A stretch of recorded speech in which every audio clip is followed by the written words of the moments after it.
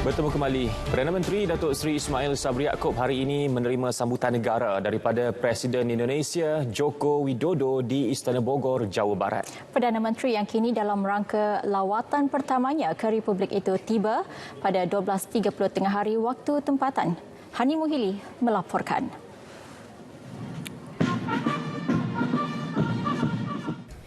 Ini merupakan lawatan pertama Datuk Seri Ismail Sabri ke luar negara sejak mengambil alih jawatan Perdana Menteri pada 21 Ogos tahun ini.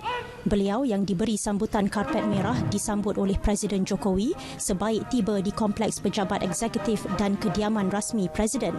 Lagu kebangsaan Malaysia dan Indonesia kemudiannya dimainkan, diikuti tembakan 19 das meriam.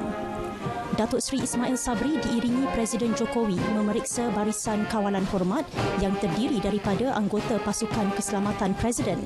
Perdana Menteri turut diperkenalkan kepada barisan Menteri Kabinet Indonesia sebelum kedua-dua pemimpin meneruskan agenda pertemuan. Perbincangan empat mata di beranda berlangsung selama 40 minit. Isu dua hala pelbagai bidang termasuk pengaturan koridor perjalanan, pendidikan, maritim, perdagangan dan pelaburan serta perlindungan pekerja warga Indonesia menjadi antara fokus perbincangan kedua-dua pihak. Malaysia-Indonesia kemudiannya memeterai dua memorandum persefahaman MOU sebagai satu lagi tanda hubungan baik yang lama terjalin antara kedua-dua negara. Perjanjian mengenai kerjasama dan bantuan bersama dalam perkara kastam dicapai buat pertama kalinya. Menteri Kewangan Datuk Seri Tengku Zafrul Tengku Abdul Aziz menandatangani MOU tersebut bagi pihak Malaysia, manakala Indonesia diwakili rakan sejawatan beliau Sri Mulyani Indrawati.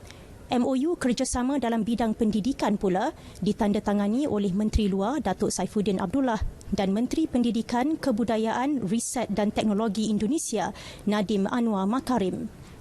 Perjumpaan Perdana Menteri dan Presiden Jokowi berakhir selepas kedua-dua pemimpin menyampaikan kenyataan bersama. Pada suku kedua tahun ini, jumlah pelaburan Malaysia di Indonesia adalah sebanyak $12.53 bilion Amerika, manakala pelaburan Indonesia di Malaysia $1.16 bilion. Kementerian Sumber Manusia. Datuk Seri Ismail Sabri menjadi Perdana Menteri Malaysia ketiga bertemu Presiden Jokowi dalam tempoh 3 tahun. Sudah menjadi tradisi ASEAN bagi pemimpin untuk membuat lawatan pengenalan segera di rantau ini sebaik memegang jawatan, dan Indonesia menjadi destinasi pertama lawatan rasmi Perdana Menteri Malaysia selepas dilantik, dan kelazimannya tradisi sama diamalkan oleh Presiden Republik ini. Tetapi pandemik COVID-19 telah menjejaskan serta menghadkan perjalanan sedemikian. Sejak tahun lepas, kebanyakan mesyuarat serantau termasuk sidang kemuncak tahunan ASEAN yang dipengerusikan Brunei telah diadakan secara maya. Pertemuan hari ini, walaupun sebagai perkenalan, amat penting untuk KL Jakarta pasca COVID-19. Hani Muhili, Bogor, Jawa Barat.